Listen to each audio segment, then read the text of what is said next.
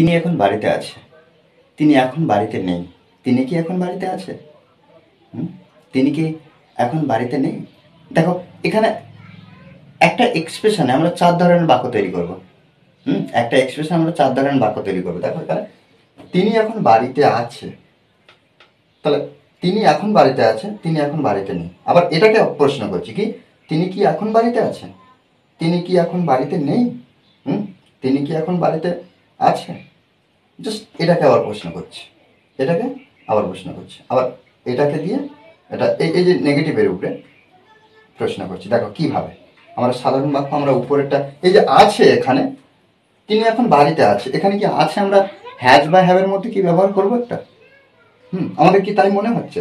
আমরা তো এমনিতেই জানি যে হ্যাজ হ্যাভ আছে অর্থে ব্যবহার হয় সাধারণত, কিন্তু না, এখানে হ্যাজ হ্যাভের মধ্যে কোনো একটাই হবে না। কেন? কারণ দেখো তিনি এখন বাড়িতে আছে, এখানে আছে থাকা অর্থ, বাড়ির মধ্যে থাকা অর্থে, কিন্তু যখন হ্যাজ হ্যাভ কখন ব্যবহার করি? যখন অধিকারের অর্থ বা অন্যান্য পজিশন আমরা ব্যবহার করি, কিন্তু এক্ষেত্রে আমরা আছে দেখে হ্যাভ ব্যবহার করবো এরকম না। তাহলে এখানে কি বাক্যটা কি হচ্ছে? তিনি এখন বাড়িতে আছে, he is in the house. কি লিখলাম? He is. হি ইজ, এখানে ইজটা কিন্তু মেন ভার্ব হিসেবে ব্যবহার করা হবে। কেন? কারণ এখানে মেন ভার্ব নেই, তাই। হি ইজ কোথায়? যে বাড়ির মধ্যে, অর্থাৎ বাড়িতে আছে। তাহলে he is in the house কখন? এখন, নাও। ওকে, জাস্ট এই বাক্যকে আমরা কি করব? নেগেটিভ করব। তিনি এখন বাড়িতে নেই। তাহলে দেখো তিনি এখন বাড়িতে নেই, শুধুমাত্র আমরা কি করব না, নেই নেগেটিভের জন্য কি করব না, হেল্পিং ভার্বের পরে আমরা নট বসাবো। সবসময় হেল্পিং ভার্বের পরে নট বসে। তাহলে he is not in the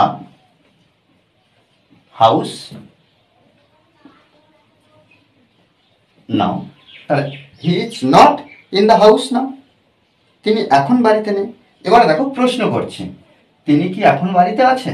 তাহলে এই প্রশ্নে এই যে বাক্যটা আমরা দেখতে পাচ্ছি, এই যে বাক্যটাকে একে আমরা প্রশ্নমূলক বাক্য তৈরি করছি। আর প্রশ্নমূলক বাক্য তৈরি করতে গেলে একটা বিষয় আছে, দ্যাটস জাস্ট এই যে বিষয়টা এখানে দেখো, এই যে বাক্যটা he is in the house now, তিনি এখন বাড়িতে আছে। তিনি কি এখন বাড়িতে আছে? জাস্ট এই বাক্যটাকে আমরা একটু কি করব, দেখো আমরা এখন প্রশ্ন করব, ইয়েস নো কোশ্চেন। এখানে প্রশ্ন করছি তিনি কি এখন বাড়িতে আছে, ইয়েস অর নো। যে প্রশ্নের উত্তর হ্যাঁ অথবা না বললে হয়ে যাবে, তাকে আমরা ইয়েস নো কোশ্চেন বলবো। তাহলে এটা কি কোশ্চেন না,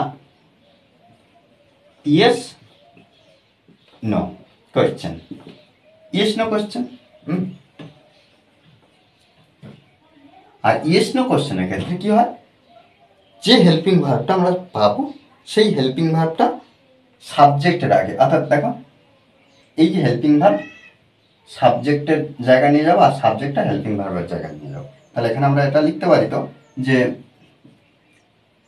ইজ হি, দেখো এটাকে চেঞ্জ করে হি ইজ আছে, ইজ হি করে দিলাম।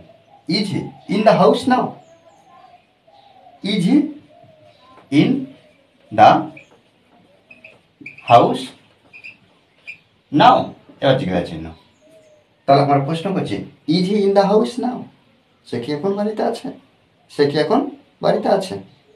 এবার কি না, এখানে তাহলে গঠনটা কি হলো, একটা প্রশ্নমূলক বাক্যের গঠন কিভাবে করি না, প্রথমে হেল্পিং ভার্ব আনবো, তারপরে কি করব সাবজেক্ট, তারপরে মেন ভার্ব, তারপরে কি অবজেক্ট যদি থাকে, অবজেক্ট না হলে আদার্স ওয়ার্ড। ঠিক আছে, এটা ইয়েস নো কোশ্চেনের গঠন। আর ডব্লিউএইচ কোশ্চেন কি, ডব্লিউএইচ কোশ্চেন বলতে কি, এই যে যখন ডব্লিউএইচ ওয়ার্ড দিয়ে শুরু হয় বা সেই প্রশ্নের উত্তর বিস্তারিত কিছু জানতে চাওয়া হয়। এই যে হোয়াই, কেন, হোয়াট, কি, হোয়েন, কখন, হাউ, কিভাবে, হোয়ার, কোথায়, এই শব্দগুলো দিয়ে প্রশ্ন করে। আর ওর গঠনটা কি হবে না, এখানে যে ইয়েস নো কোশ্চেন আছে, তো এই যে ইয়েস নো কোশ্চেনের একই গঠনে, শুধু আগে কি করবো, ডব্লিউএইচ ওয়ার্ড বসিয়ে দেবো, দিলে ডব্লিউএইচ কোশ্চেন হয়ে যাবে, আর কিছুই নেই এর মধ্যে। হ্যাঁ, প্রশ্ন করা আগে শিখতে হবে। সবথেকে গুরুত্বপূর্ণ বিষয় কি, প্রশ্ন করতে হবে আমাকে। তিনি কি এখন বাড়িতে নেই? হ্যাঁ, তিনি এখন বাড়িতে নেই, এটাকে প্রশ্ন করছে। তিনি কি এখন বাড়িতে নেই? তাহলে এখানে আমরা কি করব, ইজ যেমন আছে, ইজটা কি করব আমরা ফার্স্ট টাইম বসিয়ে দেবো,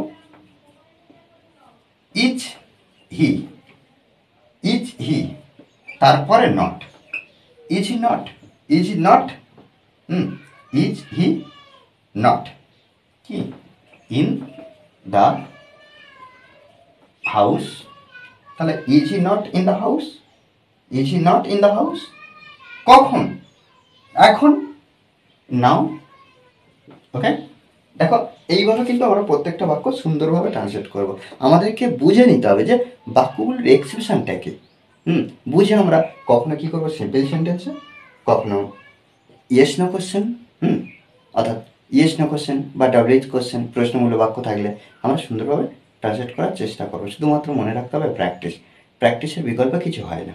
ওকে, আর এই ক্লাসটি যদি ভালো লাগে অবশ্যই লাইক কমেন্ট শেয়ার। আর যারা এখনো পর্যন্ত এই চ্যানেলটি সাবস্ক্রাইব করেননি তারা অবশ্যই চ্যানেলটি সাবস্ক্রাইব করে পাশে থাকবেন। Okay, thanks for watching this video.